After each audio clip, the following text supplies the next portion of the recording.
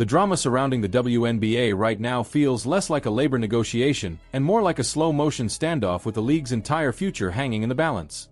This isn't a Twitter argument or a hot take spiraling out of control. This is real money, real power, and a very real possibility that the league could be staring down the edge of a cliff.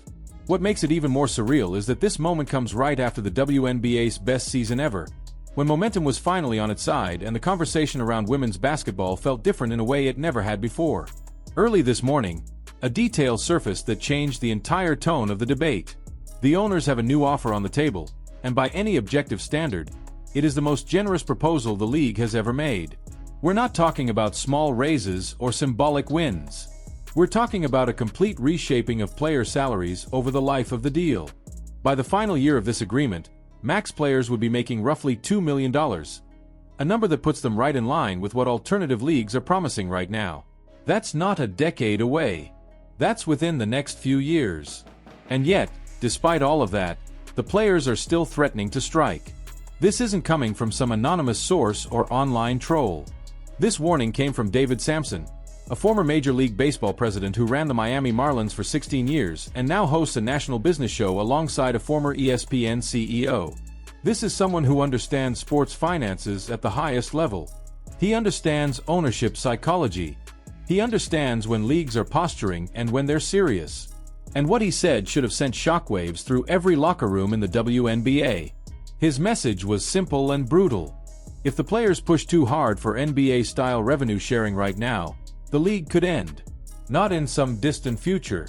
Not as a hypothetical. It could end now. That's the context most people are missing. The WNBA Players Association just authorized a potential strike, giving leadership the power to shut the league down at any moment. No games. No season.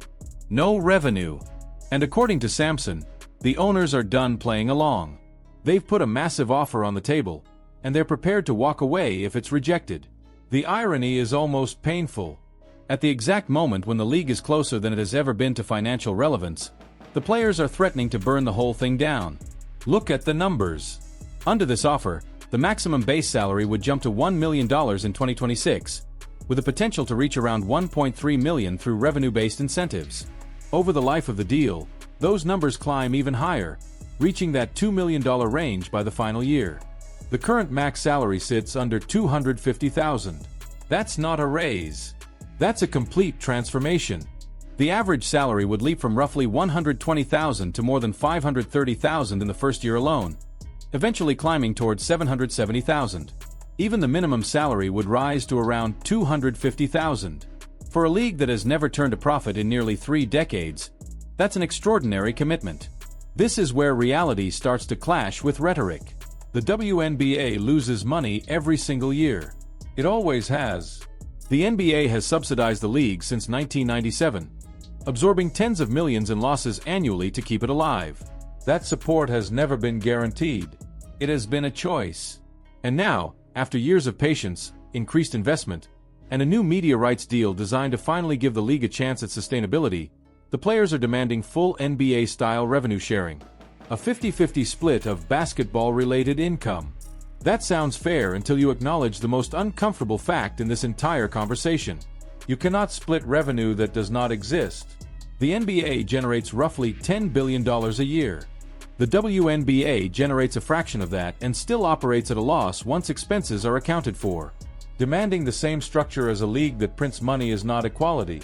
It's fantasy. Sampson called this out directly. He pointed out that the players made a critical mistake by declaring this their moment. By publicly framing these negotiations as transformational, they boxed themselves into a corner. Anything short of everything now looks like failure, even if the deal on the table would dramatically improve every player's life. Smart unions don't negotiate that way. They take incremental wins. They lock in gains and come back for more once the business actually grows. That's how the NBA Players Association did it. That's how long-term leverage is built.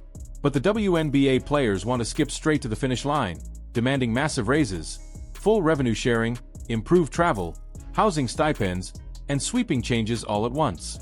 When you ask for everything immediately, you increase the risk of getting nothing at all.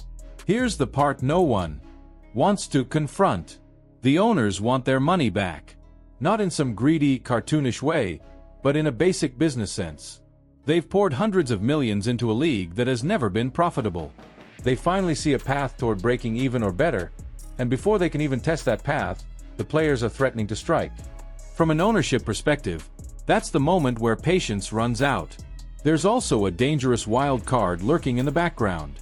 Alternative leagues. Project B. Unrivaled. Venture capital-backed ideas that promise massive salaries and instant respect. Samson pointed this out clearly. If there's ever been a perfect moment to launch a competing league and poach WNBA talent, this is it. Without a collective bargaining agreement, players are essentially free agents. Deep-pocketed investors could come in, sign the stars, and leave the WNBA hollowed out. And if that happens, the NBA would have no reason to keep subsidizing a league that no longer has its biggest names. But here's the trap. Startup sports leagues almost never last. They burn cash fast, rely on hype, and collapse once investors get tired of losing money. We've seen it over and over again. Even if players get paid big money for a season or two, what happens when that funding dries up? If the WNBA is gone by then, there's nowhere to go back to. No safety net. No stability. This is why the current offer matters so much. These salaries aren't symbolic. They're life-changing. They allow players to build wealth, invest, and plan for life after basketball. For role players especially, this deal could mean the difference between scraping by and true financial security. And yet, those players are being asked to risk everything because the stars want more leverage and a bigger statement. Most WNBA careers are short. One injury can end everything. If you're a minimum or mid-tier player and someone offers you a guaranteed $250,000 salary, walking away from that is a massive gamble. Especially when the alternative is a strike that could wipe out an entire season or worse. The league's proposal even includes revenue sharing, just not the guaranteed percentage the players want. It's tied to growth. If the league hits certain financial targets, players benefit. That aligns incentives. The players want guaranteed cuts regardless of performance or profitability. From a business standpoint, that's not partnership. That's a demand without accountability. The most chilling part of all this is the public perception. If the WNBA were to fold because players rejected a deal that quadrupled their salaries, the narrative would be brutal. Fair or not, most casual fans would side with ownership.